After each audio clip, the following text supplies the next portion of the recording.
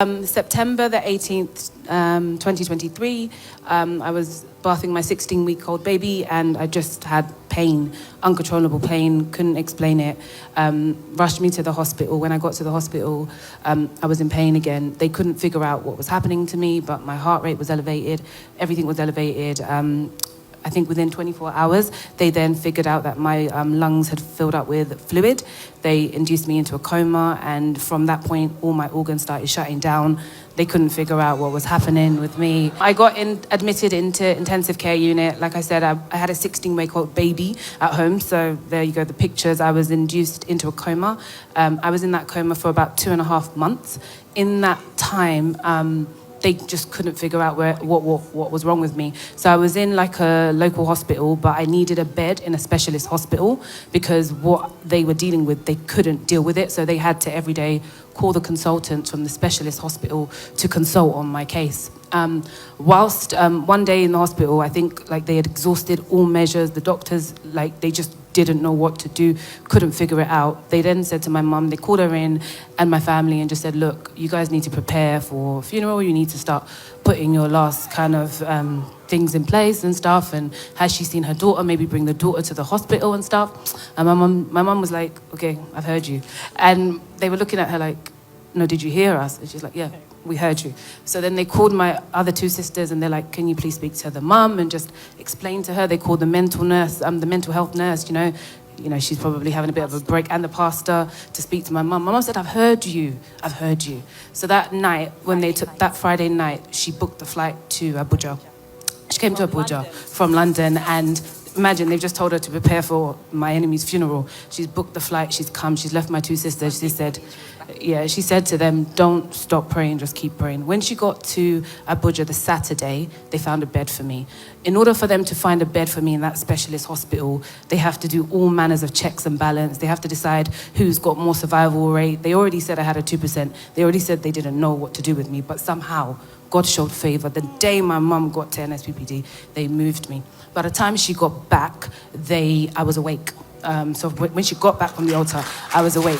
So what I want to explain is when she got to the altar, she said to God, this girl will not die. She dropped her seed. She came and prayed on the altar, and she promised God that I will physically come back and give my testimony. So when we got back to the hospital, I was awake. All the nurses, they couldn't recognize me.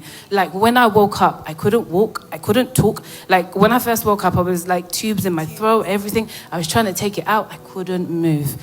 And then when the rehab started, I remember there was one, actually, let me go back, because before I came out of that, when my mum came to Abuja, there was a night where I was just facing so many attacks in my dream. And then Pastor Jerry and my mum were standing in front of me. People were trying to get me, and they were standing in front of me. And they kept saying, you can't have her. You can't have her. And my mum kept pulling me out. And when I woke up, I just remember so many of those encounters when, like, I felt like I was going to die in my dream. Like, people were actually trying to kill me. My mum would just come, or something would just pull me out. But there was just that particular night where Pastor Jerry and my mum said, no, it's enough. And then there was a wall of fire. And when I woke up that night, and I started my rehab, when the doctors and the nurses come up in the morning, they're like, do you feel like doing this rehab? Do you feel like rehabilitating yourself? I said, it's not about do I feel like it.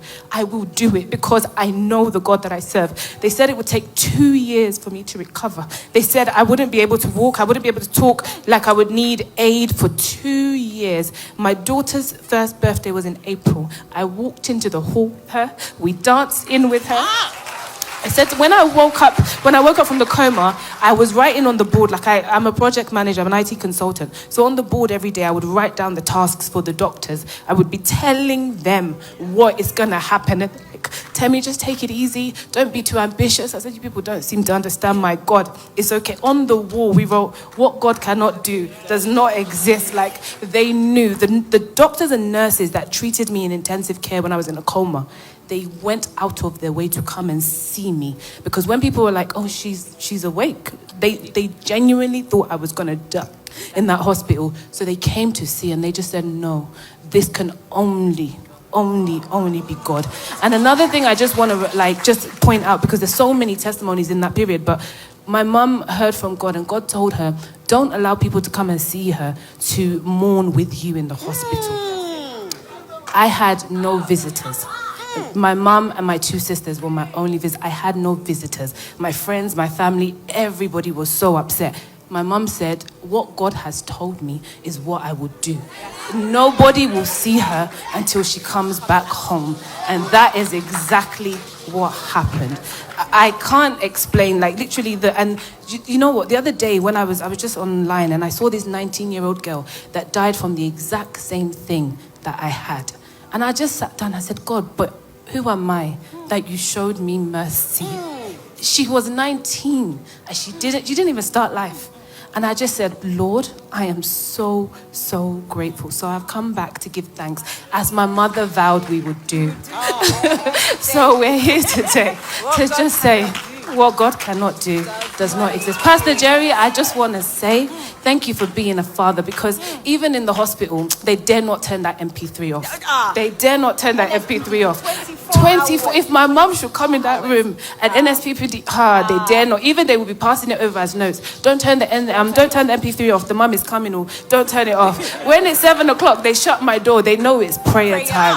And I just want to say, Pastor Jerry, thank you for being a father, because when my mum started with this NSP, I said, Mum, it's noisy, bro. Like, you know us British, like, it's noisy. I'm not really, But now, in the morning when I was doing rehab, I was the one making the noise. They were asking me, my 16th, my baby, she knows Pastor Jerry. When Pastor Jerry comes on, I said, I heard you, be going, but it's just, I just thank you so much. Thank you for your faith. You know when Pastor says, if your faith can't carry you, mine will. His faith carried me. My mom's faith carried me. And I just thank God that she forced us to stay and key into that word. And even when everybody was like, Mom, you're making too much noise, she just shut the door and continued her noise. But she didn't leave us as children.